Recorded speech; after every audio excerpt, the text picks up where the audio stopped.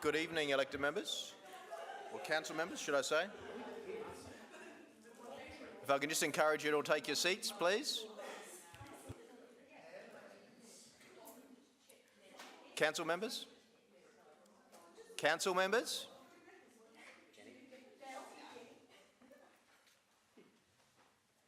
Thank you, everyone, and good evening, and welcome to our council meeting for this evening. Now, our Mayor, our presiding member, is absent this evening. She's an apology. So as such, before we commence the meeting, I'd like to ask for nominations for a chairperson for this evening, please. Councillor Lemon? Thank you. Councillor Hubel, do you accept the nomination? Are there any other nominations? I nominate Councillor Piggott. Councillor Piggott, thank you. I have 2 nominations. Any further nominations? Do you accept that nomination, Councillor Piggott? Councillor Hubel did it, but I appreciate the nomination. Okay, thank you. Councillor Davey? Okay, great. As I have 2 any further nominations? As I have 2 nominations, I just need to pull a name out of a hat, I believe. Just bear with me a moment.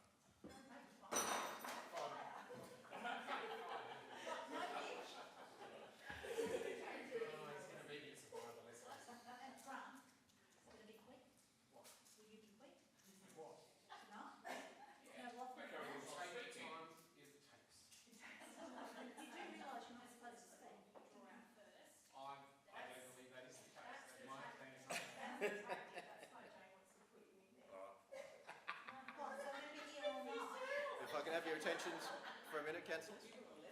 Name out of a hat. And the first name I draw out is the chair. Councillor Piggott. So, Councillor Piggott, I'm pleased to say you have the privilege of chairing tonight's meeting.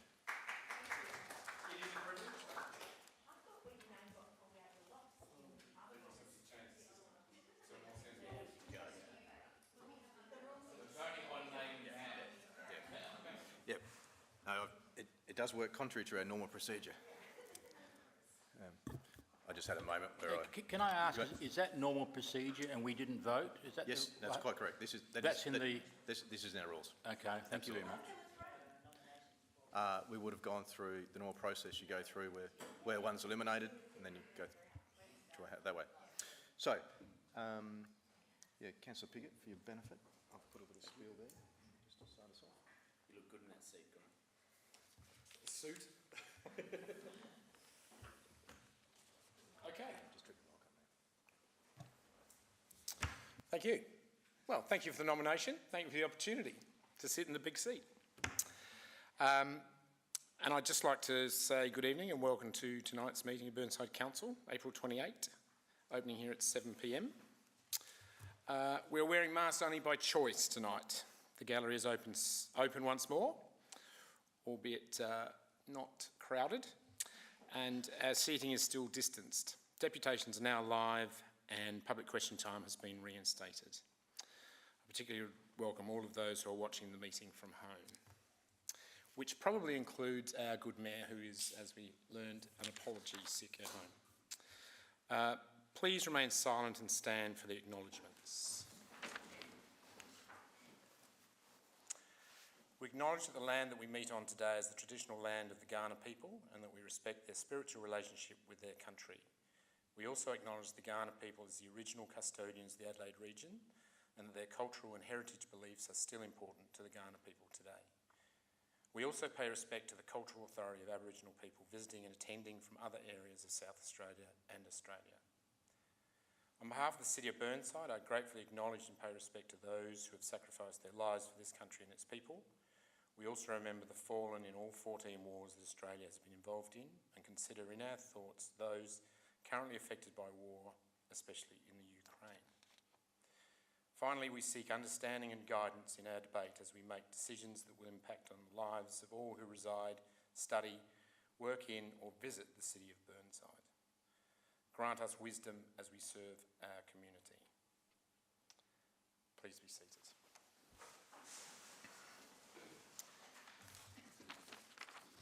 Okay. I would ask you to please be patient and respectful of each other, and particularly the stand-in mayor, with our operational conditions tonight, although it has to be said that they are getting back to normal. It is important that all views of the elected members are heard. I'll continue to use the auto-queuing system. Well, I will use the auto-queuing system. Use your button on your microphone to raise your hand, and do not speak until I have acknowledged you. I think I'm going to enjoy this. Remember also to turn off your microphone as soon as you've finished speaking. Please turn off your mobile phone and place it on silent during the meeting so that we can all focus on the debate without interruption.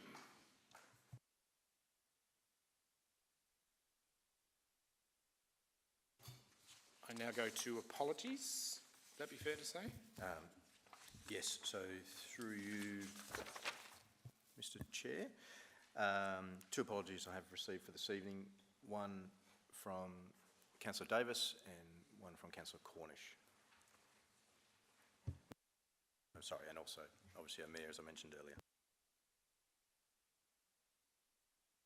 Thank you. Do we have any members who wish to declare their interest in matters before us? No? Okay, confirmation of minutes, meeting of the 12th of April 2022. Can I have a mover? Councillor Lemon. Councillor Davey. All in favour? Against? No?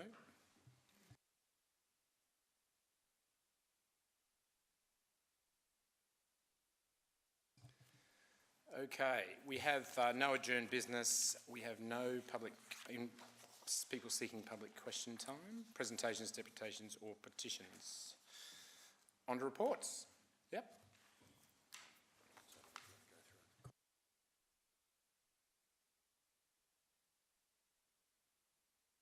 So item 11, so reports. If I could just ask if any member wishes to pull these items. 11.1, the draft city master plan. Councillor Davey, thank you. 2, environmental sustainability update. Councillor Henschke. Fees and charges. Councillor Davey, thank you. 11.4, the regional subsidiaries annual business plans. No, could someone move it for me? Councillor Dawes. Councillor Lemon, second. Thank you. All in favour?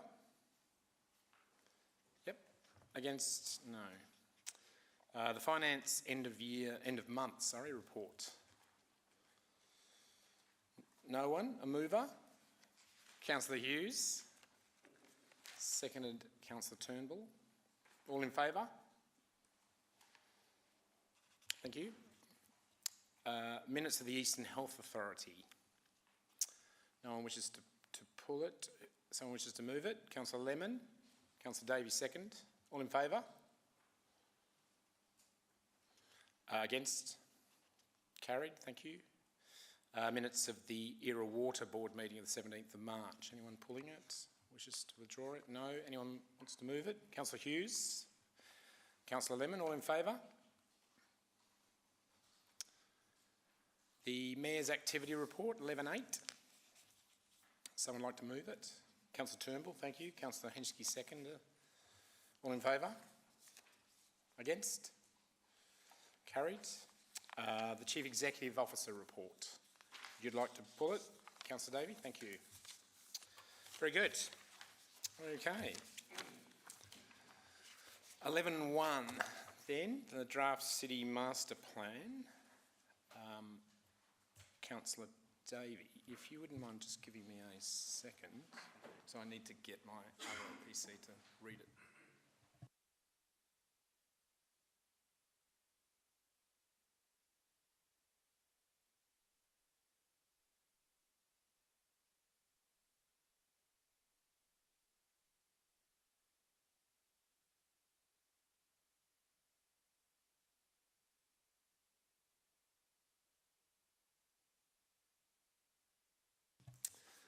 Okay, item 11.1 on page 7. Councillor Davey. Thank you, Mr Chairman. I'd like to move in accordance with the officer's recommendation. This is a great piece of work that we've got underway. There's been a lot of development work, a huge amount actually, of development work to get this to this stage. I'm particularly delighted to see the acknowledgement of the Kaurna people in the front of the document. The only one I would ask for, if we could also include it, and I haven't moved it formally, but I'd just like some acknowledgement of our green leafy environment and the fact that all of this work, which is predominantly on our buildings and roadways and transport systems, that's the focus of the master plan. I'd really like some small acknowledgement that to our community that we're operating and looking and reviewing all of this and improving all of this in our green leafy environment that we value so much with our tree canopies, just to show that that's all not under threat, and to reinforce that we're doing this to improve our infrastructure, our built infrastructure essentially, but not our green infrastructure. I don't know if that's possible. Just to put that, because I think that'll be the feedback we'll get from the community. So, but thank you very much for everybody who's put all the work into it. Mr. Cowley, did you want to? Yeah, through Mr. Chair, yeah, I'm happy to try and work with some of the wording to incorporate the messaging in there for you. Yeah, so I'm happy to take that on board, Mr. Chair.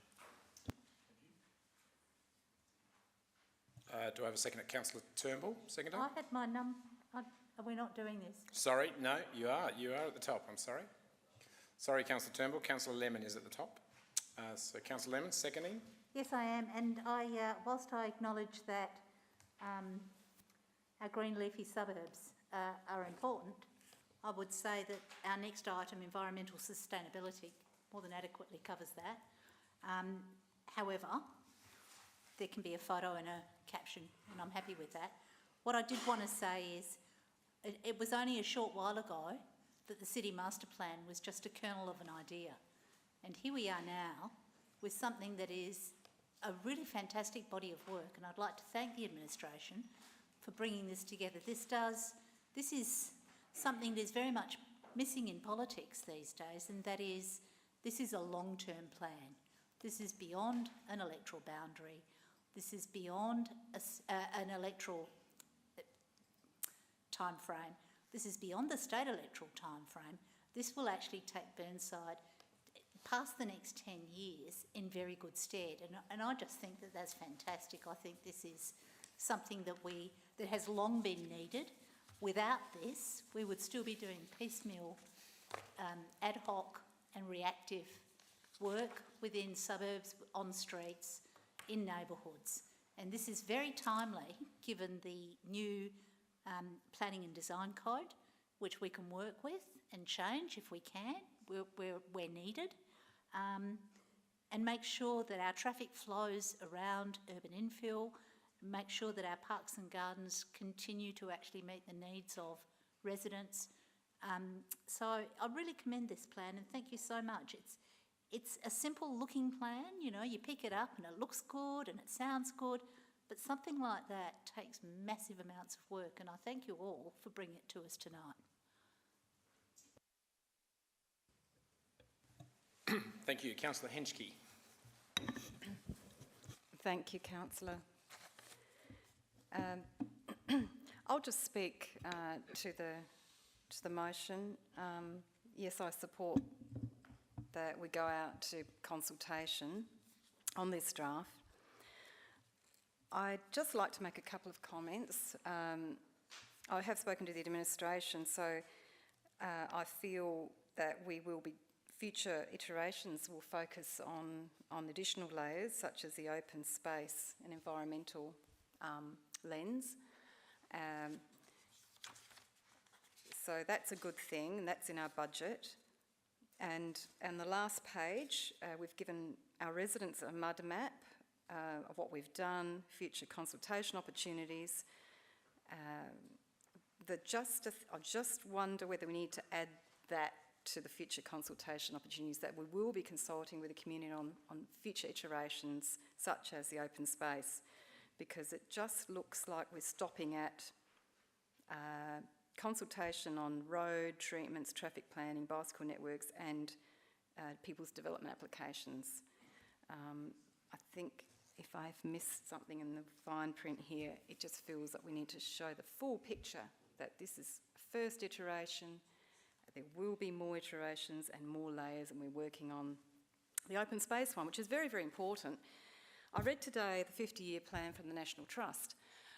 Professor Etherington wrote it, and I have read it once before, and today I thought I'll dig it out and I'll read it again.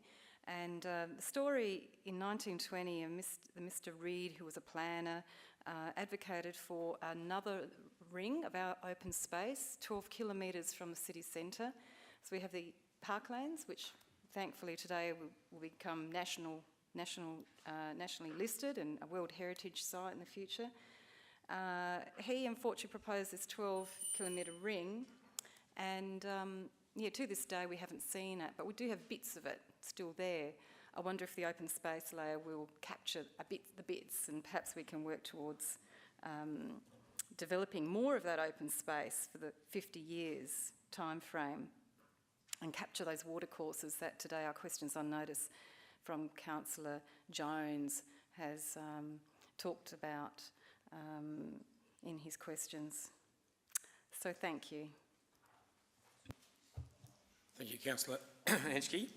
Could I ask a question of the CEO based on that? Could you explain what layers are yet to come? I understand the open space one, that it's been mentioned, but what does the ultimate city master plan, what layers we have? We've got transport and housing here, open space next year.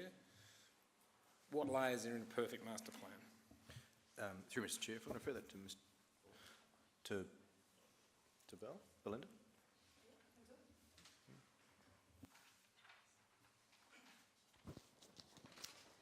Through the Chair, future layers, well, next financial year we're focusing on the open space layer subject to budget approval, and in future years we'd like to focus on environmental value and economic development and activity, social, community and cultural planning, and community hubs and community centres or rec centres.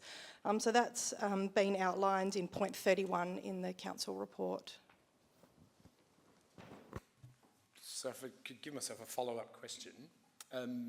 Councillor Henschke, this has come up a few times, I think, in the to and fro around this master plan, is that it doesn't always seem clear, and I would concur with that it is a city master plan we're talking about, but it's actually only the first two layers of the cake. Do we think we've explained that well enough in the document? Or is there ways to improve it, or? Through Mr Chair. Refer that.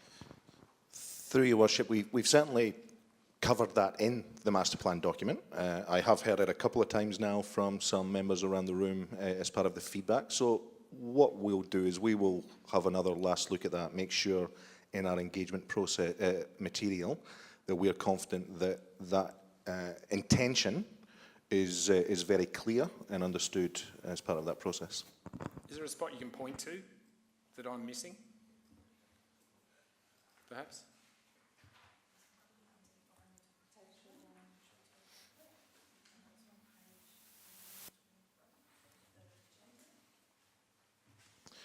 In page 23 of the agenda, I believe it's as part of the environmental discussion. Right, yeah, okay.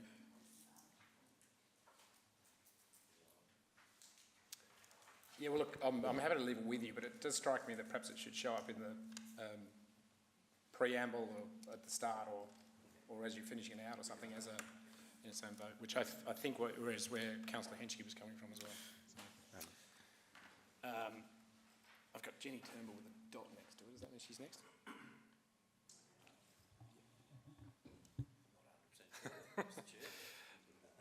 I think it's you, Councillor Turnbull. No, it's gone to Councillor Dawes. Okay. Did you drop out and come back in again, Councillor Turnbull?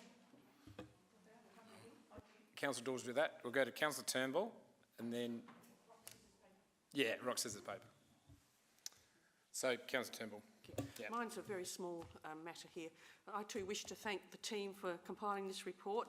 It's very readable I actually read the whole lot. But there's one little bit on page 26, Better Bus Services, it's called, to introduce on-demand transport service to the hill suburbs, including Waterfall Gully. And I'm thinking, what's Stirling and Crayford's got to do with this by hill suburbs? I'm hoping it means Wattle Park, Aldana, Skye, Upper Burnside and Waterfall Gully, all those lower hills suburbs. If that could be just made a little bit clearer, I think it would be good. Thank you. Okay, through Mr Chair, I'm happy to confirm we are purely just dealing with the City of Burnside, so that is absolutely a fact. So I'm just trying to find the section. I think it's pretty clear when you look at the map on page...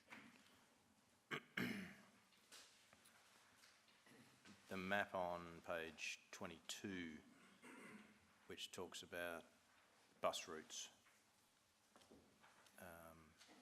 does try to articulate the area for proposed on-demand transport services.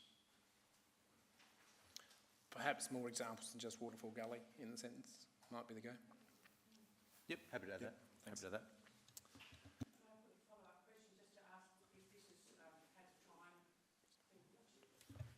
Will there be a time, what's the word, that this could happen? Because this has been talked about for a while, and residents in Wattle Park have been asking us about this. Yeah. Buses on demand. Oh. Does it come in up early in it? Yeah, please. So through Mr Chair, I think obviously the first step is the consultation piece, but once we lock this in, it really relies on us, in essence, on the planning piece, doing our code amendments and submitting them to government, and the bus routes will be a similar similar step in that it will involve lobbying government agencies. So it's very hard to put a definitive timeline, but really what we're about here is actually committing council to doing the process of trying to achieve these outcomes. So that's what the importance of this step. Thank you, Councillor Turnbull. Councillor Dawes. Thank you, Chair. Yeah, look, from where we started to where we are now has been a tremendous leap. I agree with that. What I want to make sure, I think someone used full picture, I think it may have been Councillor Hensky. We are seeking increased protection zones for many suburbs, but we're also looking at increased growth areas which will affect other suburbs. So that diagram we have on page 22, it's a very busy diagram. There's lots of information on there, lots of shading. And I'm hoping that during our community consultation that we will explain, especially on the code amendment side, what this could mean. In some cases, some suburbs will say, fantastic, this is what we want, and others are going to be a little bit concerned. So let's be very open about it. A full picture is shown, especially on the planning side. I think on the traffic side, I think we've done a very good job there, but on the planning side, I think that some of us around the room have been a little bit uneasy as to how we're going to share this with the community. So let's be upfront with it, but I'm happy to support the motion. Thank you, Councillor Dawes. Any further inputs? Perhaps you'd allow me to ask a question then, if that'd be okay. Follow up a bit on Councillor Dawes' question, or perhaps not. A specific thing in regard to the map, the area McGill and Kensington Gardens, the pink, which I read as a precinct-based potential, in a similar way to what Glenside was and is. And I just wondered, is that how we see it? Because it obviously is at the moment, lines and lines of individually owned residential blocks, most of it. Yeah, through Mr Chair, if I can just get a bit of clarification from the team.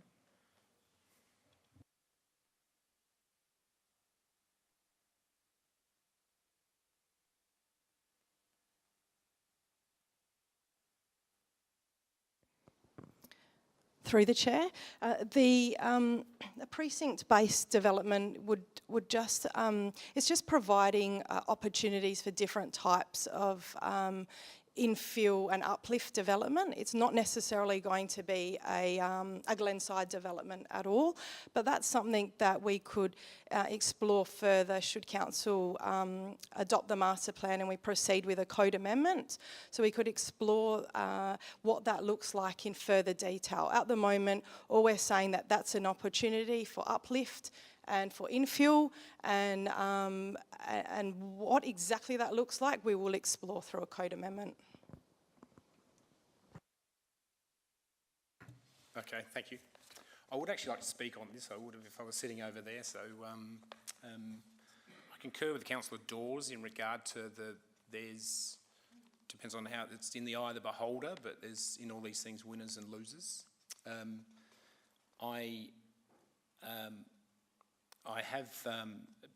Look, I'm actually pretty happy with where it sits. I certainly am not looking to speak it down in regard to not going forward. But the thing it lacks for me is I think the uncertainty around areas like McGill and Kensington Gardens, around that question I've just asked. It's not clear to me what that means. And with all due respect, it's still not clear. And I think it's not going to be clear to people living there if they want to put meaningful consultation back into this process. And the second thing is I would have liked, and perhaps the final iteration might have it, a bit more commentary around what we would as a city do in some of those areas that may address some of the issues that people would see. If we are going to make them more densely populated, what are we going to do about control of frontages, driveways, trees, open space, all those sorts of things? No guarantees in life, but I just think a document like this needs to have a bit more guts in it, I suppose, in regard to those suburbs that on the face of it might be taking the hit. I think it's a very easy thing to get my head around if I'm living in Rose Park and we're looking to make the lot sizes bigger. I understand that pretty well, and it's probably, in most cases, a pretty positive thing to me. If I'm living in Kensington Gardens and I might have 3 or 4 stories coming off McGill Road at my back boundary, or I'm in this pink precinct based area, A, I don't think it's as clear to me, and B, it's more likely to be something I'm not that happy about. More likely, I'm not saying definitely. So it'll be interesting to see what happens with the consultation. My residents may surprise me in one direction or the other. But it is a good body of work. It's an excellent thing. This is what council should be doing, I feel, working at this level. And it is what we do, to be fair, but it is probably in my time, which is a fair while now, quite a I think it's a major document in the history of the place, so we need to get it right. So I do commend it. Councillor Henchy has just passed me a drawing with a 3-storey building and a 4-storey building with residents in between. So yes, so she agrees with me, is what she's saying. Any more on that? Shouldn't use the word moron, perhaps. Councillor Davey, do you want to sum up? Thank you, Mr. Chair. Yes, I think the comments around the chamber are very representative of our concerns and acknowledging all of the work that's been done. And the big tension is between planning and the building side of it, and as Councillor Dawes rightly pointed out, those concerns that we have with that and the greater comfort that we have with the transport aspects. But that's certainly what I feel. But because I don't agree that the new planning system and our new planning changes are actually beneficial to our community. I think they're a disaster. I think much recent urban development is putting a lot of pressure on our environment. And we know this from all of the trees that are lost. This mentions heritage, but a lot of our heritage is also still at risk. And I'm also nervous too about the corridors, which Councillor Piggott has articulated well, about the development corridors along McGill Road and Fullerton Road and Glen Osmond Road. We just don't know what's possible and how our community are going to interpret those.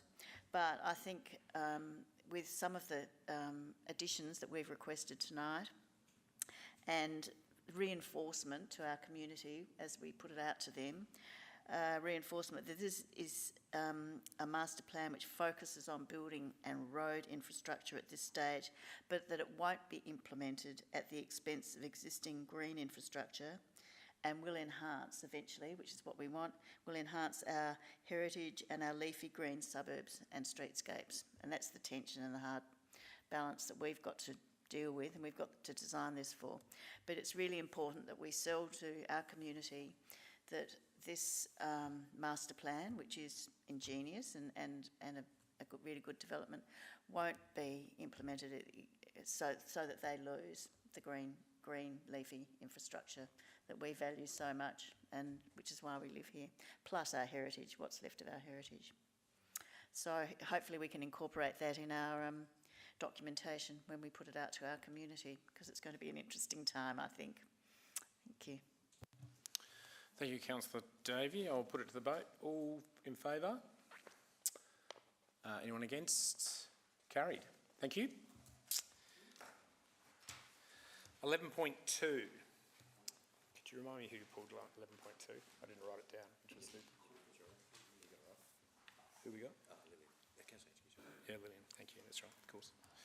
Councillor Henschke, 11.2.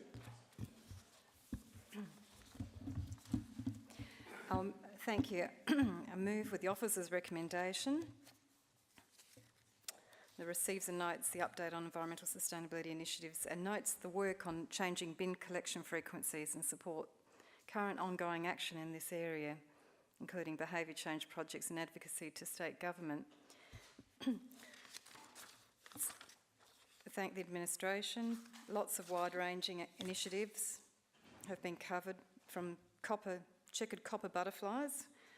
It's marvellous to see them appearing again, or maybe they were hidden, we haven't noticed. Grow It Local. I'm one of the 150 City of Burnside residents that have signed up for Grow It Local website, which is fabulous. The bandicoots, Southern Brown Creek bandicoots in First Creek, I have seen them up at Mount Lofty, so they may be the ones down the bottom moving up. Planting of iconic trees, that's an excellent initiative in 2022. I'm looking forward to seeing some of those in the Rose Park Turret Gardens ward on the little pocket park on Hewitt Avenue.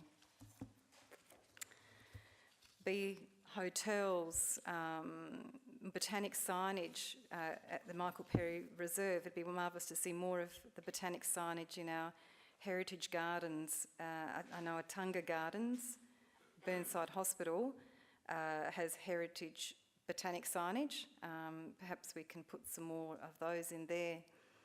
And the other great thing is the demonstration of verge planting at the shed, and it'd be great for residents to make that a trip on a Saturday morning to be inspired and have some ideas there. Now on to the bin collection frequencies. Now that is been thoroughly investigated by the administration, and I thank them very much for paying so much, putting a lot of effort into that. Unfortunately for now, it's somewhat premature, but the bin tagging program is an advancement.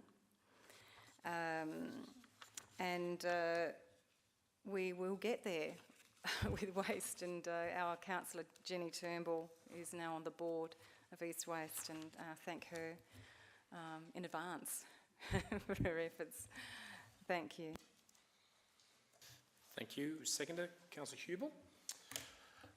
Thank you, Councillor Piggott, Chairperson. Nina Marnie, greet you all this evening, and I'm feeling much better. Thank you for all inquiring after my health this past 2 weeks. Look, I do love these reports. I was actually going to ask about the bandicoots. Have any turned up yet? No, not yet. We'll get there. Is that I'll ask a question later. I'll just talk now. Look, I really love these reports, because they really do represent a really in-depth snapshot of what our council is doing for environmental sustainability. It's full of actions, and it's accessible, and I've actually passed these reports on to residents, you know, or what are we actually doing about, because it's something I'm really proud of. You know, I'll say, you know, what have you done when you're on council? I said, oh, actually, we're doing some really good environmental stuff. And I said, well, what sort of stuff? I said, I'll send you something. And it's these reports I'll send and just say, look, here it is. It's there in black and white and some lovely colours as well. So you know, and I know this is, you know, one of the things stemming from our emergency declaration that we made a few years ago. And it's real, tangible action that we're taking, and I really enjoy reading these. So thanks, as always, to all the work that's been done and time that's been put into preparing these reports. And I'll ask some questions later. Councillor Lemon. Thank you. I concur with all those comments that have been made, but I have to say I was very disappointed to see that we have such limited support for a more frequent organics bin collection. So only 12% or less people supported that, and hardly any support, almost none, for a less frequent red bin. So what that said to me, I got to that and I thought, you know, management of waste is huge in terms of our environmental cost and reducing our carbon footprint. It is massive. And I started thinking, what can we do about this? I mean, do we need to set suburb against suburbs so that, you know, that we are the suburb of the least red bins? We are the suburb of the most green bins. What do we do to engage people? Because the thing about rubbish is the minute it's in the bin, it's forgotten. And we need to change that. We need to have people think, here's my thing, here's the leavings, what happens to the leavings? They need to take responsibility for the bits that go with the thing that they've had, whether it be a hamburger or a new pair of shoes. And I think we need to turn our minds, and maybe a workshop or something like that, we need to turn our minds to what we can do in the city at the individual level, but also at the level of suburbs. Is the Dulwich and Toorak Gardens ward going to actually be better at not having red bins out? Is the Beaumont ward really good about not putting out, putting out the green bin more often? What is it that we need to do to get people to take it at the street level, at the community level, at the household level, at the individual level? We've just got to change these stats, because if we don't change these stats, our rubbish rates won't change. And if our rubbish rates won't change, our footprint will only come down so far. So that was my takeaway from this. All that good work that's in this, but it's not filtering through to our residents in some areas, and that's disappointing. I might just ask the Chief Executive, that sounded a little bit like a question as well. Is there an answer to the question? Well, actually, I've got a kind of a radical idea, but before I share that radical idea with you, I might just defer to Dr. Phil if he's got any insights, just like to share with us around that one. Thank you, and through the chair. We've done a trial of bin tagging, which is a very direct feedback to the community, and found that had really good results in changing individuals' behaviour. This year we're going to roll out the largest bin tagging project that we're aware of in Australia, tagging over 1,000 households, and we'll be looking to demonstrate the viability of that as a really strong behaviour change mechanism, so that we can move in the direction of increasing green bin collection and reducing red bin collection, and taking the community on that journey with us. I think that direct feedback piece is really important, and has been already demonstrated in Burnside to work, so now we're starting to roll it out. If I may, now this will take many, many years for the technology to catch up, but ultimately it does come down to the hip pocket. And if there was a mechanism where the weight of your red bin, as it was picked up, generated the charge, you can imagine the day where your bin gets picked up and you say, oh, well, that cost me $5 today, but last week it cost me 10 because I wasn't as diligent. I think probably far into the future, that's potentially where it will need to get to. But that's a long way off. Perhaps we'll try Phil's more politically acceptable option first. That is absolutely the way to go. Thank you. You did? No, that's right, you did. Councillor Turnbull. Yes, back off the rubbish part, back to the environmental sustainability page 43. I was perturbed that only 152 people know about Grow It Local, and Councillor Henschke's one. Only 152 is not many. Is it possible to promote this in the focus for people who don't look it up online and read the focus, because many people do and they love it, and also living lightly locally? The course, my question is, when will that commence, and could that be promoted too in the focus? Through Mr Chair, if I can refer that to Mr Cant. Through the chair, it has in the past, and we are planning to do a good article on all things environment, including that in the spring edition. Perfect timing. Councillor Hughes. Similar to what Councillor Huber and Councillor Lemon have already said, this is a great report. I did have a little Google to myself when I had to Google bandicoots, because I looked at the picture and went, that's an echidna. So I'm sure I wasn't the only one. I was like, is that a bandicoot? That's not a bandicoot. So thank you for getting me out on Google. I think I was just going to make some comments around the waste collection. I think sometimes you have to force people to make a change, because if there's no reason to make a change, we'll just keep doing what we do. So I think the bin tagging thing is a really great idea. I would really love to see that if people don't put their red bin out, if you can only put your red bin out 50%, we should give you a rebate on your next rates. So I think one of the challenges we have is, how do you change that behaviour? And the difficult thing with reducing your waste is it becomes quite onerous for you as an individual. So we don't necessarily need to put our red bin out every week, but I actually have a soft plastics container, and I have to physically take that to Woolworths or wherever to recycle. So if you do want to reduce your waste, I think we also need to think about, well, what are the challenges and what makes up that red bin, and how can we... I don't think it's just green bin organics. I think there's other things in there, nappies, soft plastics that we need to think, and things like batteries, and you actually have to, it is onerous to reduce that red bin.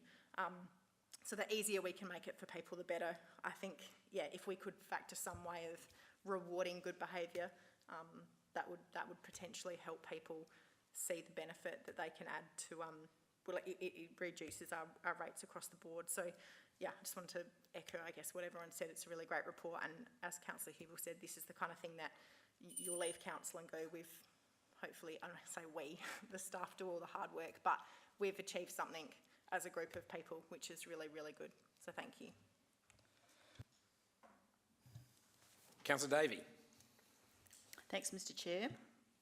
I agree with everything that's been said, and I particularly agree with the fact that, Councillor Hughes, that we need endorsements, enticements to change. We've got very comfortable in what we're doing. I'm still amazed at the rates of contamination that we get in our green waste bins. So the bin tagging project is fantastic, as are all the other projects that have been outlined in this, but it still amazes me that people contaminate with the most weird things, contaminate our organics collection, which is so important. All the projects that are being done, that are listed, are fantastic and really pleasing. The one thing I would like to see in here that isn't, we've got our iconic tree planting, which is great, but that is only 40 trees. That's certainly very important trees. But I'd like to see the report, which our community reads avidly, include our tree planting program, because I've already had someone say to me, where's all our tree planting? Are we planting 1,000 trees this season? And I said, yes, I think that's our target, but the target's a bit not well defined. So I would like to see these reports include our tree planting and our shrub and understory planting initiatives, because they're the tangible things that our community sees as benefiting us. And as I mentioned again, maintaining our green leafy surroundings, plus replacing what we're losing. So the community is very keen to see that as well. I also agree with Councillor Lemon about the concern for the feedback we've got and the lack of interest in and support in terms of our waste management. And I think we need to invest a lot more in education and promotion. I think we actually have to make a big investment, whether it's with East Waste or separately, just a City of Burnside initiative, even an ERA Council initiative to promote and inform and cajole our community and provide that leadership. I think we really do need that. Thank you. Thank you, Councillor Davey. Okay, I've got no others. Any others before I go back to Councillor Henschke? Through the chair, question to the administration, please. Do we have a waste education officer full-time equivalent? Through Mr Chair, I'll refer that to Mr Cairn. Through the chair, yes, we have an environmental sustainability officer who does who has a focus on waste and waste education. Thank you. So, just on that, I know the Holdfast Bay Council has, and we have in the report referred to information that that's based on consultation with the City of Holdfast Bay. And they've been doing trials and sharing their experience. They have a waste education team. They go to apartment buildings, for example, and if you have 50 apartments, you're not entitled to 50 bins. They will educate the residents, and you cannot get 50 bins. You know, they will say, here's 10, you know, not 50, even though everyone's entitled to a bin. They will do a waste education talk to for the residents. They will give a big box of green bags for free in their waste education talk. I think that it's great that we're engaging with the City of Holdfast Bay, and maybe that's what we do, I don't know, but maybe we need to do more, as Councillor Davies said, along the lines of waste education, because it's all too easy to get another red bin. Now, with bin tagging, it's a practice in Europe. In France, I know you pay as you go per kilogram. You have different rate system. So the tagging system we're experiencing here today is in fact technology that's up and running in Europe at this very moment. Suez, the French company, I don't know if they have connections with our waste companies here, but that's the technology that we will invariably see one day in Australia. So I thank all the councillors for their input on this. I think waste education is a very good next step. We do it by the sound of it, and perhaps we need to do more to help our residents. And as the CEO of East Waste said in one of our workshops, when I asked him about how you keep your red bin not stinky for 2 weeks if we're not going to have our bins collected every 2 weeks, he said it's simple. Everything that goes in the red bin is dry, okay? And I thought, wow, thinking about keeping everything dry is a different mindset. So if you try it from one day to the next to make sure everything you put in a red bin is dry, and it's a challenge. Well, it makes you change your practices. It makes you put the wet stuff in the composting area and maybe dry off some things that would go into recycling. It's more work, but it's doable. And that was his advice. Red bin is dry. Thank you. Thank you, Councillor Henschke. Okay, I'll put it to the vote. All in favour?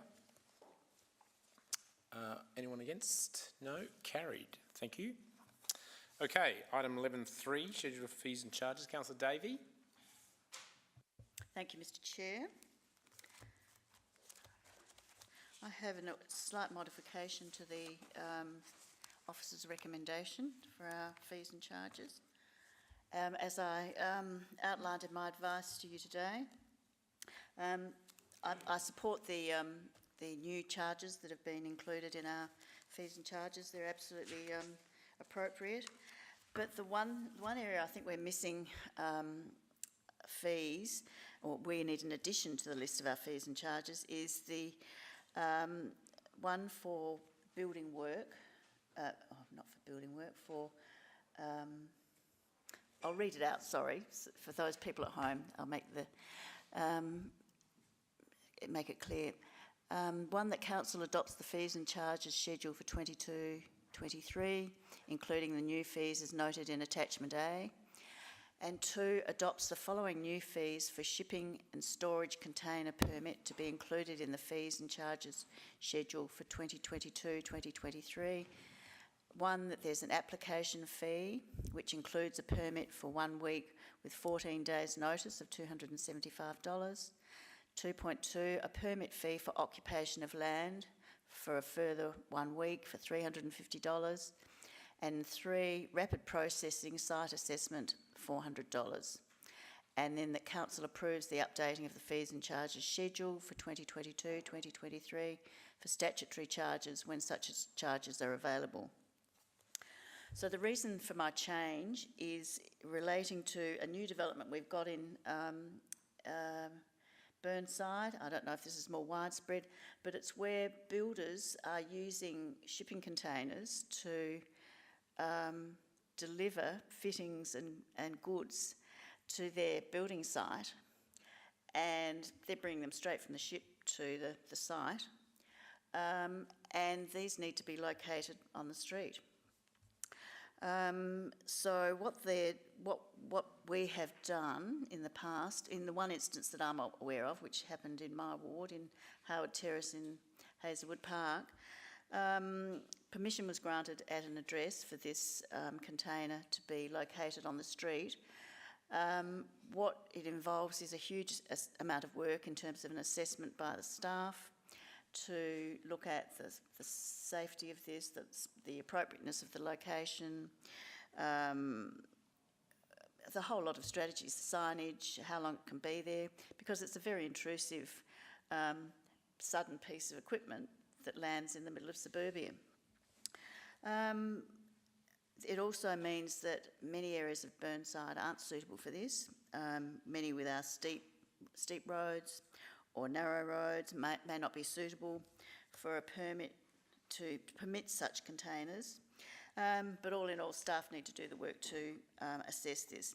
So that's why I've outlined these costs in terms of, because I believe this is cost recovery. We should be recovering the costs of these very large containers for fairly well-heeled developers and builders who are, I mean, if you can import a whole shipload of fittings for your new home, I think you can afford these amounts for permits for hiring essentially our suburban street for a week or two to decant the stuff. And I'm also reminded by the staff that there are storage containers increasingly that people are using where they're doing renovations and they want to store the contents of their home somewhere while they renovate their house. Whether the street's an appropriate place for this, I actually don't think it is. I would hope that these fees might deter this sort of activity. I don't know why it's permitted, but it apparently is under our planning system.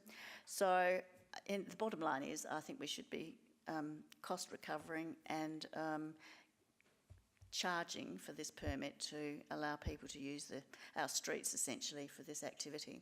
So I hope you'll support this. Thank you. Thank you, Councillor Davey. Seeking a seconder, Councillor Carbone. Yes, thank you, Mr. Chair. Can I ask a question before I second this motion? Okay, just for starters, just want to declare that whether they're well-heeled or not is irrelevant. Everyone's equal in this community. But just a question. I mean, yes, I am aware of this incident, which happened on Howard Terrace. I do remember it. But I suppose my question to the CEO is, how often does this happen? Is this a regular thing, or was that thing a once-off and a very rare occurrence? And also, are these fees on par with other things that we charge for that are very similar, if you understand where I'm coming from? Are they like-minded to other very similar activities? Yes, I'll break that answer down, Mr. Chair. Is it a regular occurrence? It's happened a handful of times, as far as I'm aware. Speaking to Councillor Davey, I think this is probably about discouraging it becoming a practice. So in that context, I'm certainly comfortable with the concept. I just need to clarify the charge, if I may, for the skip bin. Through the chair, I'm wearing many hats, so apologies if I get this wrong. Just reading some correspondence between Magnus and also Jane. Just in comparing to Charles Sturt, it looks like they do charge a $35 application fee for shipping containers and skip bins that are 4 cubic metres or less, and then with $15 per day charge to hire. And then it looks like for 5 cubic metres or greater, it's a application fee of $45 with the same $15 per day hire fee. That's the Charles Sturt example there. So is that a skip bin or a shipping container? Skip bins and shipping containers.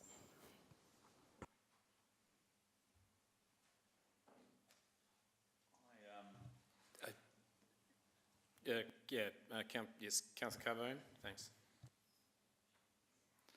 I won't second it for now. That doesn't mean I won't support it. I won't second it for now. I think the fees are a little high, but I'll listen to the debate. Okay. Can I seek a seconder then? No? Hold that. We are going to have some clarity.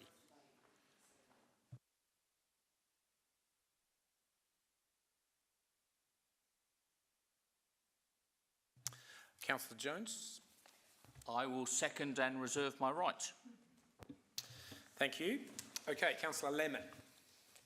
Thank you. I have a couple of questions, if I may.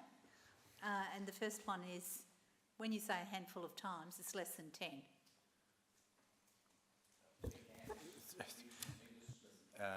Through you, Madam Mayor, I'll have to check the number, but I believe it's probably less than 5. Less than 5. But you've only been here for 3 years. So it's a growing thing. Would you say? I mean, did you have this in Whyalla? Actually, in reality, I haven't noticed this being an issue in any municipality that I've worked for. Okay. But having said that, Mr. Chair, I don't know if this is a developing trend among developers. That's the challenge. Yep. And I have a second, if I may. And that is these bins, whether it's a skip bin or a container, or anything else that's actually put in front of a house that's being developed, they are actually put on the street and not on the verge, is that so? Through Mr. Chair, in my experience, in the examples we're talking about, yes, we're talking about products that are placed on the street. Thank you. I have more questions, but I'll... Okay, open to the floor. Further debate? Councillor Turnbull. Just one question. Would these charges apply to just developers, Councillor Daly, or would they be for people who store their stuff in it while they're having their redevelopment done? She can certainly answer that in summing up, I guess. The way it reads is that it's not specific to developers, so the way I see it, well, it's not up to me, I suppose, but I don't think it's a charge just for developers if anyone was to put a storage container. Yep. I've got a couple of questions, if I may. Sorry, Councillor Henschke. I just wanted to understand the fees a bit. I'm sorry, I did get an email today, but I didn't actually read it, and so I'm sorry about that. But if I need to put a shipping container on council land, this asks me for an application fee of $275, and which will be if I need it within, like, after a fortnight. And that gets me 1 week, sorry. If I need a second week, I'm another 350. One question is, do you allow me to have weeks beyond that, or is it just 1 week? And then the third rapid processing is that $400 if I need it before 14 days? Is that on top of the 275, or is that instead of the 275? On your understanding, is that? They might have been silly questions, but if you could answer them. Thanks. Through Mr. Chair, in fairness, there's no such thing as a silly question. I need to seek some clarification for Councillor Davey, because I did read it this afternoon, and I was clear on point 2.1. I was clear that 1 week, your first week was $275, and a second week was $350. But I was unclear of whether you were seeking to limit the period to 2 weeks, or whether whether every week after that was charged at $350. That was the bit I wasn't clear about. Could we go back to Councillor Davey and perhaps clarify that? We might just play with the words to get it consistent with what you are after.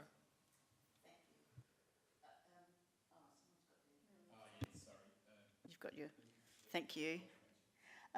I was using the format that exists. It's on page 20 of page 76 of our papers, and I was aligning it to the mini-skip permit, where the staff have to do some sort of an assessment for allowing and permitting the mini-skip, which we're au fait with, we're very familiar with and are very common. So I was using those, that as a guidance, and because apparently, anecdotally I've been told, there is time needed to do the assessment. So 14 days is reasonable for the staff with all of their workloads to be able to do an assessment. So it's to deter people asking for, booking one in a week before, essentially. So it's to allow planning for our staff, for them to do the detailed work necessary to actually go out and do a site assessment and do all that work. So rapid processing would mean they'd have to drop everything and have a rationale for that, and it is to deter people, I guess, from doing that. Yeah, but that's succinctly put. The question for mine is, do I pay an extra $400 on the 275 if I need it within a fortnight, or is it $400 instead of 275? The mini skip permit does read slightly differently, I think. It says 55 if I'm more than 3 days and 75 if I'm greater than 3 days. So is that your intention? 275 if I'm outside of 14 days, 400 inside of 14 days? So I don't know whether that needs to be rewritten as clearer or more clearly defined. But yes, if someone wants to... Yep, so that's okay. I think that's fine. Then the second, would you like to tidy that up words-wise? Yeah, through Mr. Chair, can I, with your indulgence, Councillor Davey, if we could just on 2.3 in rapid processing site assessment, use a similar language to our mini skip and say less than 14 days notice. I think that clarifies that. Thank you. And if I can also, just to use your the way you're indicating it's similar to the mini skip permit, perhaps if we could refer, instead of 1 week, if we could refer to 7 days. So if it includes a permit for 7 days, then the 2.2 would become for an additional 7 days, and then you could keep adding additions of 7 days. I think it's clearer than how it's perhaps proposed now, if you're comfortable. Yes, I'm comfortable with that. I did run this past staff, but And I must apologise, I spent something to Mr. Chair, I skim read it, and it wasn't until I sat down and just looked at the... I did discuss it with Matt earlier in the week. And perhaps could we have and part thereof, so it lines up with the mini skip? Yes. Yep, after the 7 days. Okay, that's good, thank you. So I've got Councillor Jones queuing up. Councillor Henschke actually was first in line then. So I need to, could I ask Councillor Jones and Councillor Hughes and Councillor Lemon? Thank you. Councillor Henschke. Cool. And if the others could go back in that order, please. We're orchestrated. Yep, I'm going. Yeah, yeah. Okay, so yes, the question, now that's clear now, my question was, is this up to 14 days permit? That's my question, firstly. Does this mean you can have a container on the bitumen road out the front, off the verge, on the road, parked like a car, for up to 14 days only? Or is this, you can keep on paying and paying and paying and keeping it there on the bitumen like a car parked? It's interesting. If you're using our mini skip, we actually say up to a 14-day permit, Yes. and then you can pay for additional weeks. So this would allow you to have it for a longer period than 14 days, but you would have to pay for the privilege. Right. Obviously, they've had to get the permit in the first place, and then, but you would pay for the privilege to have it longer than 14 days. Okay, thank you for clarifying that. So I'll speak to this now. I'm pretty uncomfortable about advancing this tonight because I think we need to... sorry. Yeah, sorry. Not allowed to ask a question and then speak. No? Yep.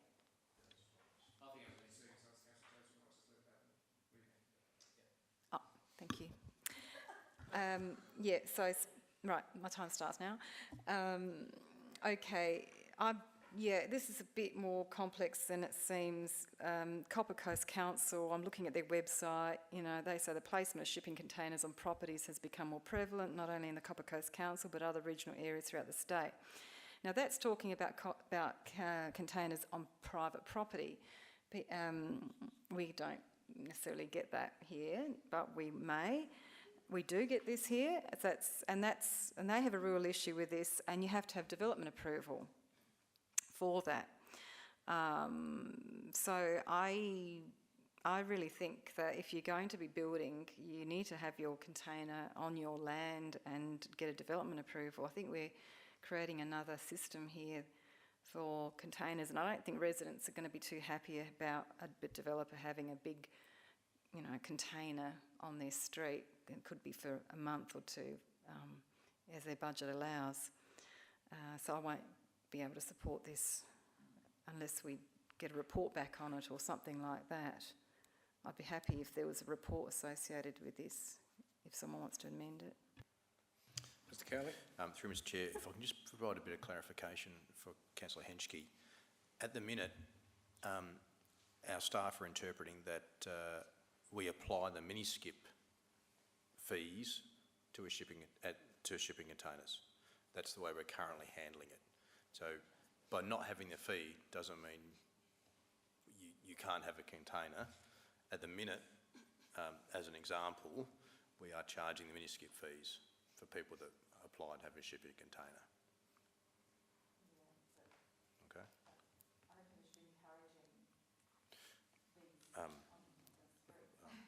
Fair point. I don't believe we're encouraging it, but I appreciate your thought. Look, I think the clear intent of the motion, Councillor Henschke, is to discourage it, given the fees are 6 or 7 times what the mini-skip fees are. So the question of how long they can stay sounds a little bit open, but I think its clearly intent is to just discourage. Councillor Jones. This is a question, if I may. I've got 2 questions, but they're unrelated, so I'll have to go back in the queue for the second one. Oh, well, hey, you can come again. Nuisance parkers. We've all come across them. People who leave their boat or caravan or truck on the road. Trailer. Can we use the same principle of, you know, you can park on our road, but if we think you're taking the mickey, all of a sudden you're a nuisance parking fee of $400 a week. That might put them off. So I'm not sure what the legality is about where you're allowed to park, and if you can park a car, why can't you park a container? So question. Through Mr Chair, I'm going to put Helen on the hot seat here, she may have to take on notice.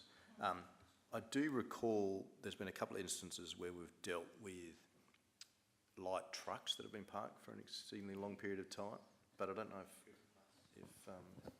Through the chair, I'll have to take that on notice. Apologies.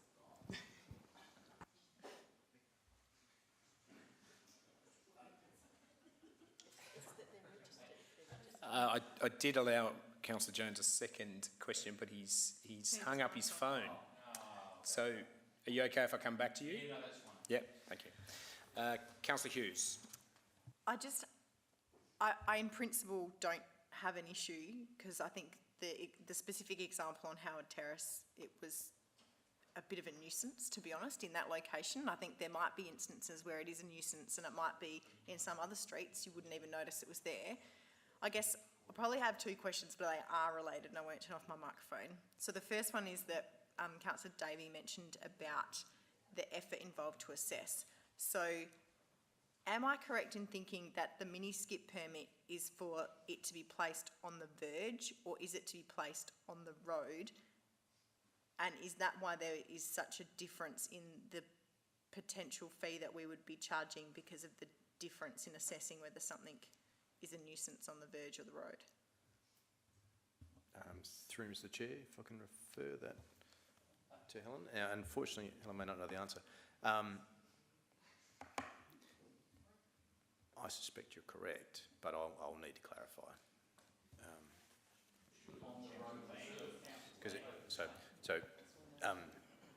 Well, yes, in that context, traditionally, skips seem to be put on the verge, but the argument is it's still council land and it's still potentially impeding egress.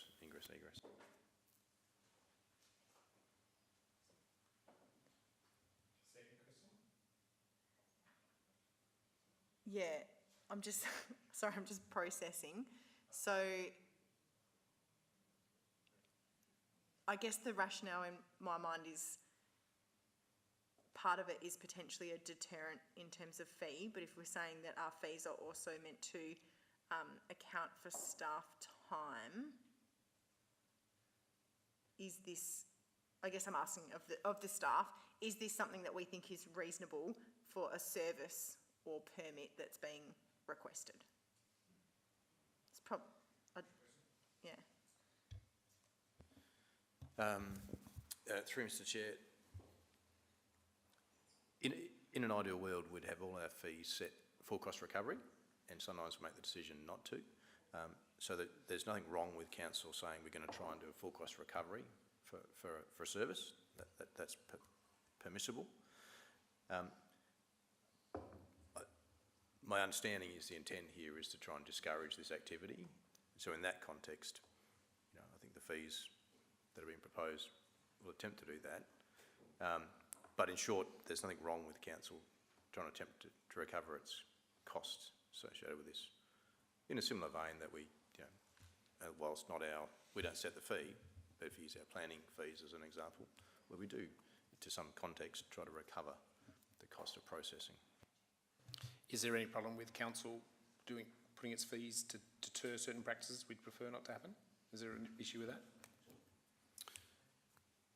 I don't believe so.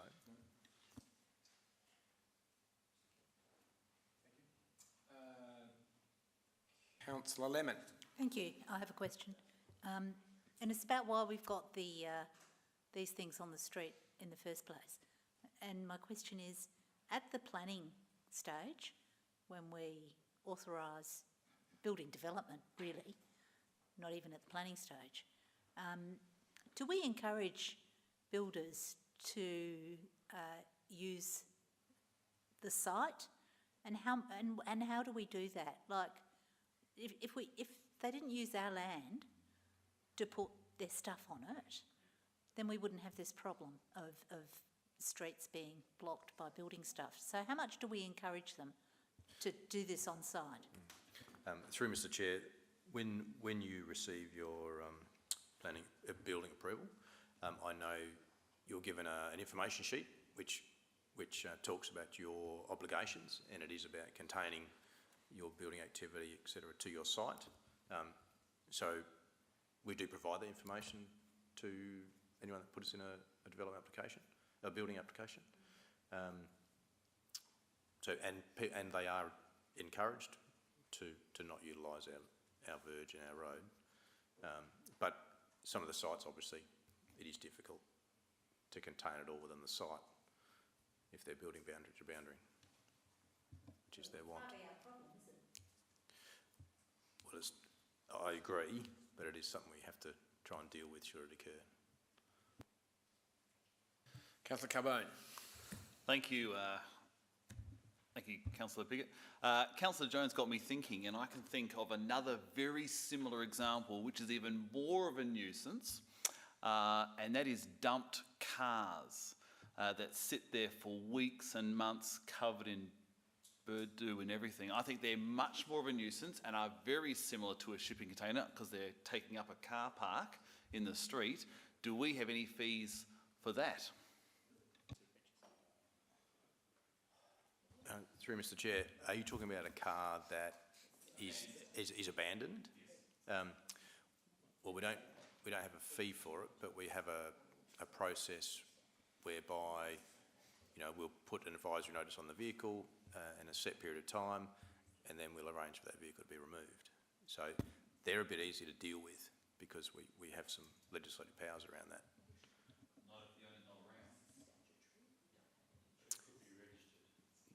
No, yeah, but no. If it's not, if the owner's not around, that's the point. We remove it.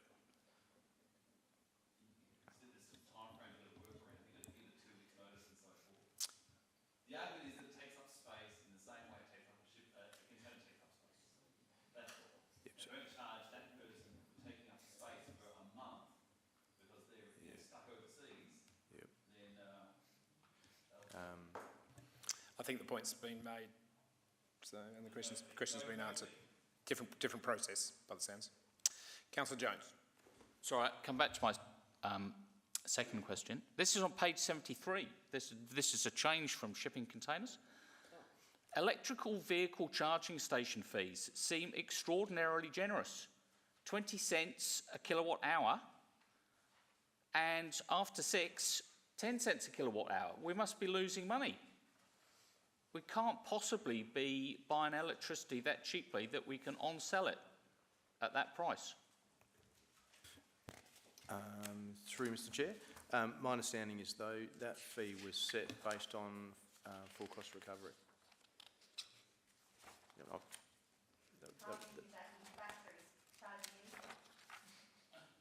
That's correct. We're certainly not aiming to subsidise that service. Yeah. But I'll check the figures for you. Yeah, absolutely. Yep. Thank you. Councillor Henschke. Thank you. On Kitchen Organics basket, the cost per roll is of 75 compostable bin liner bags is $6 over and above the annual supply. What is the annual supply for a ratepayer of compostable bin liner bags, please? Through Mr. Chair, I'm reliably informed. It's 2 rolls. And if we're wanting to encourage more people to move their green waste into the green bin, can we increase that quantity of compostable bin liner bags for residents that turn up at the counter asking for a roll and then are told you have to pay $6 for it, and then they walk away and don't bring one home? Through Mr. Chair, I'm going to refer that over. Through your worship, I have a feeling the amount is prescribed in one of our policies. I'd have to double check that, so you wouldn't be able to change it on the run this evening. But it's a fair point. We can certainly check that out and we'll report back. Thank you. I have one more question. I was just going to ask, do you know how often it happens? Do you know how many we sell? Is there many people fronting up for a third one? Through your worship, I'll take that on notice. We certainly do sell some, especially when some ward councillors have encouraged the use of more. No, we definitely do sell some, but I'll find out that information and I'll distribute it. Thank you. Oh, thank you. Back back to the containers, do we require application fee and proof of indemnity insurance, 10 million or something like that? Through Mr Chair, that's part of the application process. Thank you. Councillor Hughes. Thank you. Sorry, I'm back. I just want to get clear in my mind. It kind of follows on from Councillor Carbone's thinking. But let's say I don't apply to council for a permit for my shipping container and I just get it delivered. What are the consequences legally?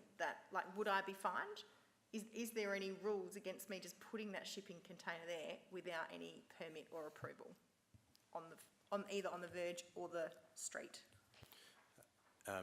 So if I can, sorry, through Mr Chair, how we dealt with the one down from Councillor Davey, Councillor Davies' ward, the owner was required to go through a retrospective approval and pay the relevant fees for the container. Now, obviously, if it can't be there due to safety reasons, that was in a zone note. That side of the road is a paving zone. so Opposite the swimming centre. yeah. So a really busy area. As long as it can be positioned safely, the fees will apply regardless of the relevant zone. So for my understanding is that they either agree to pay the fee if it's permitted to be there, or they're required to remove it. I'm just not sure, is there actually a law against having, because it's not a registered vehicle, is that what we're saying? You can't just put anything. So what we're saying here is It's an obstruction on the road. you can't just, effective obstruction, you can't just place a shipping container on a City of Burnside street or verge. Sorry. Sorry, my misunderstanding. Yes, that's what this effectively is saying.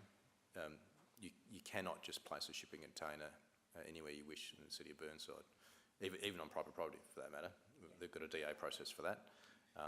But this is, it's already clear in terms of our enforcement team, but I think it's just making it clearer to individuals in the community. Thank you. Councillor Davey. I just wanted to clarify, thank you Mr Chair, I just want to clarify because there seems to be a bit of confusion about vehicles and boats and caravans and campers and things like that using our roads. But it's my understanding, and you might want to, you could clarify this, as long as something is registered and has current registration with our state government authority, that it is permitted to be on the roadway. This is what I've been told when constituents have complained. So even if it's a bulky item and it is registered, it is permitted to be on our roadways as long as there aren't any other parking restrictions. Is that correct? I'll have to clarify that length of time because I know I've had a vehicle I'll call it abandoned at the front of my house before, and the council within a fairly short period of time got it removed, but I don't know whether that was a registered or unregistered vehicle. I'll have to clarify that for you. Got a growing list of clarifications. Councillor Lemon. Thank you. I'll speak to the motion if I may. I think that having permits and fees for skip bins and containers to be put on our streets is infinitely preferable than having them put on our verges. I mean, we'd make them pay as well, but the verge often has trees, often has shrubs and grass, and I think that the place for these skips is on the street if they can't be on the land. So that'd be my first point. I think it's interesting that the debate has gone to trailers and boats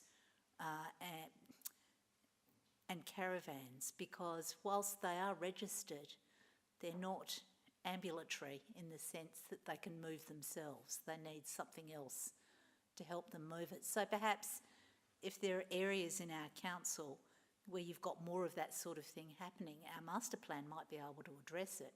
And our master plan ultimately might be able to give us some advice about what we can do about vehicles that can't move under their own steam, while they may be registered or not. I remember living on Hewitt Avenue when I was building my house, and there was a big trailer parked across the driveway of the place I was living in summer, and it was full of green waste that got drier and drier over the summer. And I remember being really nervous that somebody was going to throw a lighter in there because it would have caused a really terrible fire. So to me, that was a hazard in two ways. Didn't have proper lighting on it, big trailer, bigger than this table here, and it also was potentially very dangerous. I'll finish off by saying I actually think most of the stuff that we do and rent in Burnside is pretty cheap. I'm looking at things like renting the Burnside ballroom, and you know, you can have it from 8:30 to midnight, and it's going to cost you $1,000, just over $1,000. How good is that? Like, that is a fantastic room to have. So I think that the stuff that we've got here that people can hire is very accessible.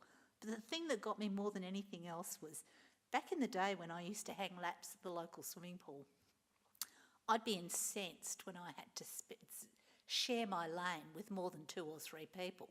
And when you share your lane with 2 or 3 people, there's a, shall I say, gentleman's agreement that you stagger yourself as you're hanging your laps. What I see here is I could have rented an entire lane for myself for $32. So you actually have the $8.50 general admission, $32 for lane hire. So for $40.50, I could have been in there and just not had to worry about anybody coming anywhere near me. How fantastic is that for such a small amount of money? So, boy, Burnside really is the place to live. The good thing about that, Councillor Lemon, is you still can. Well, indeed. Yes. I've got my own pool. Fair enough. Councillor Jones. I thought I would speak on the motion. I thank Councillor Davey for making this change to the Councillor's recommendation. I think it's an excellent start. I have to say, as a deterrent, I'd like to see it higher, but, you know, we've got to start somewhere. And it's a great idea just in principle, because think of all the other things that we see. We get footpaths blocked off by builders and developers without so much as a by your leave. They close roads without so much as a by your leave. They leave rubble all over our pristine verges without so much as a by your leave. It's hard work getting them to clean them up. So I hope this will be just the start of this Davey charge, as future generations may call it. And I hope everyone will support it. Okay, thank you, Councillor Jones. The screen is empty, so I will go back to Councillor Davey to sum up. Thank you, Mr. Chair. Thank you, everyone, for your input. I think we've workshopped it very well tonight in terms of something that's come out of left field. Staff had to deal with it. And in actual fact, when they were confronted with this problem, the only amount they could charge this builder was $45, as it then was, because that was the only criteria they could as a mini skip bin. And as you can see in the photo, and as everybody knows, a shipping container certainly is not the same size as a mini skip bin. I agree that it's not desirable. I certainly agree with Councillor Henschke that it's not desirable to have shipping containers on our streets.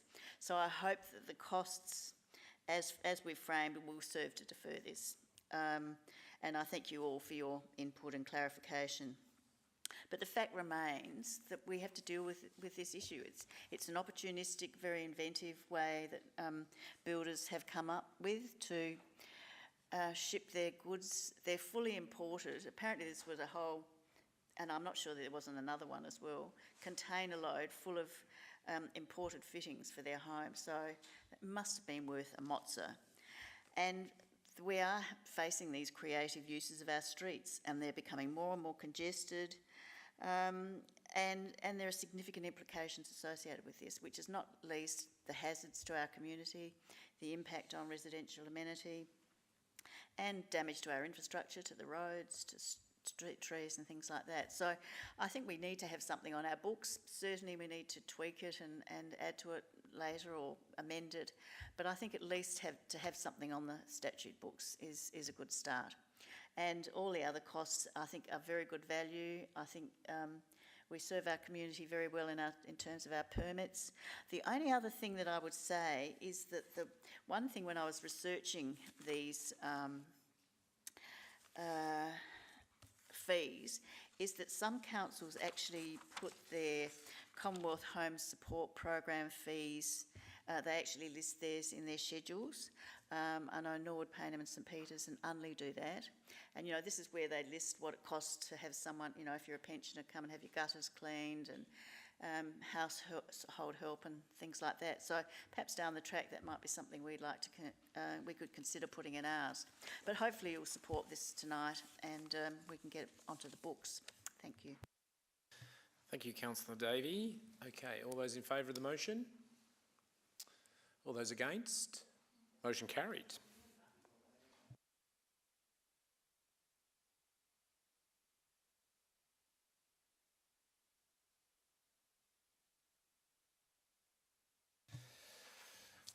Flush on the back of that success, Councillor Davey. You've got 11.9. See if you can do it again. Thank you. Oh, this will be much shorter. I'm moving in accordance with the recommendation in the Chief Executive Officer's report that Council receives and notes the Chief Executive Officer report for March. I just had a couple of questions. Just seeking confirmation that on page 180, the Regal Theatre and the Marrickville Precinct Master Plan are coming to Council the next but one. Is that correct? At the end of May? Through Mr Chair. In fact, I just reviewed that with Mr Cant this afternoon. Mr Cant, do you recall when we were going to be able to do a workshop on that one?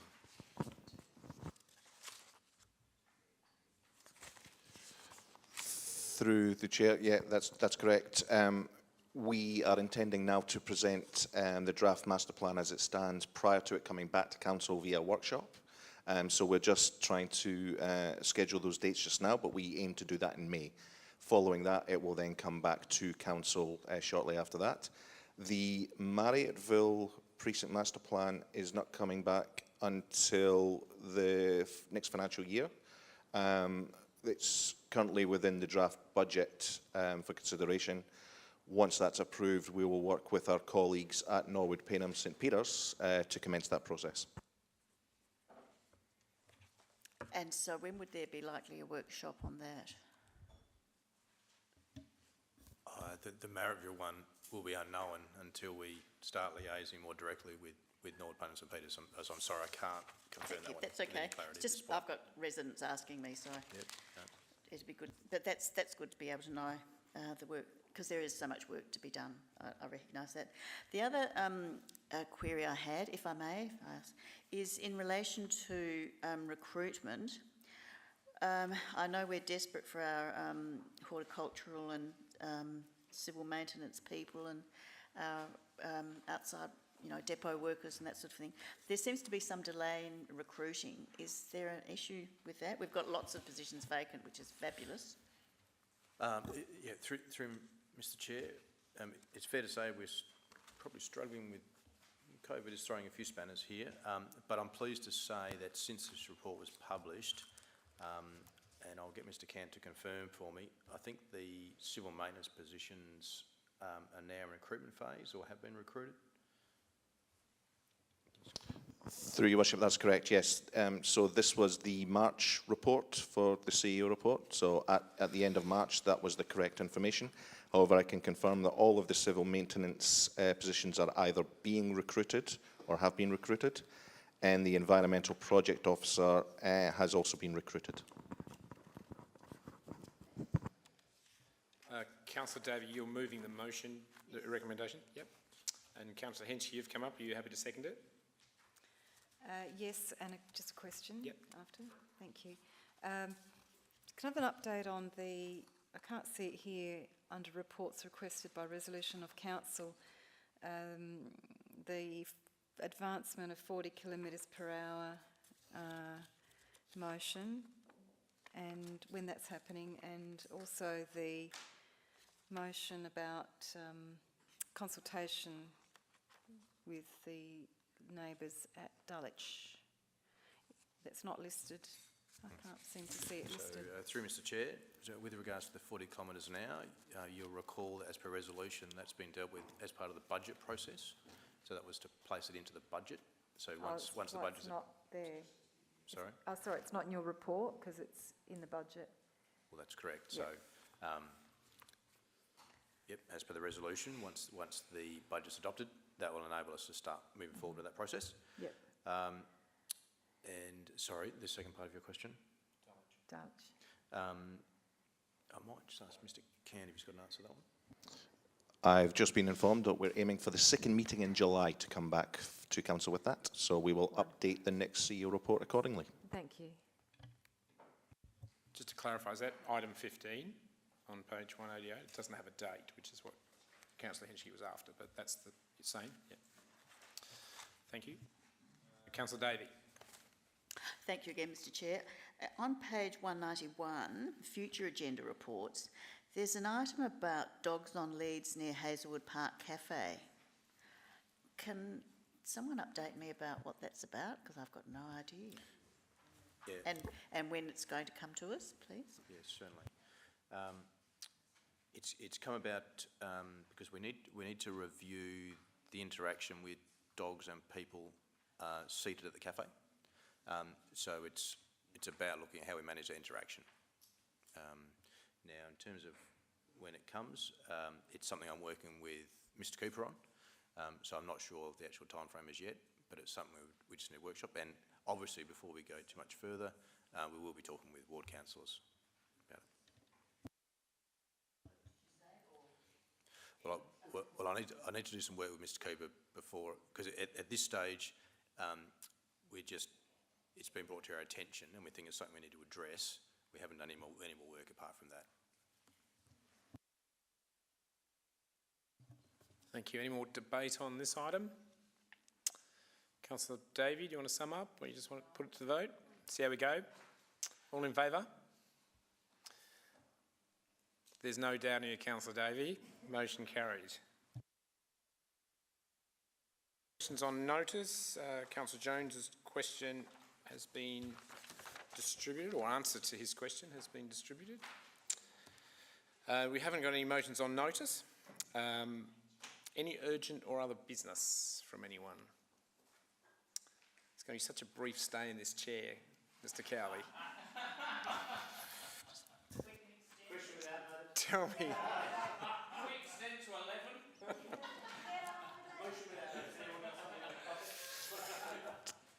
Tell me you've got a confidential item, Mr Cowley. So through Mr Chair, yes, with your indulgence, I'd like to move into confidence once we've finished the open council to give council a briefing on the legal matter that's currently in play.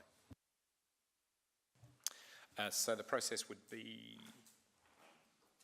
So through Mr Chair, I've got a resolution ready to go, I think on the screen, to exclude the public and move us into confidence.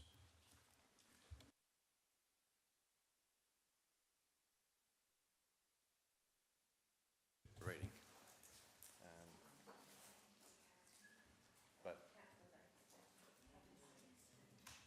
Okay, we have on the screen a confidentiality motion. Councillor Davey, you're happy to move that? I'm happy to move that. Would you like me to read it, Mr Chair? Why not, for the people at home? I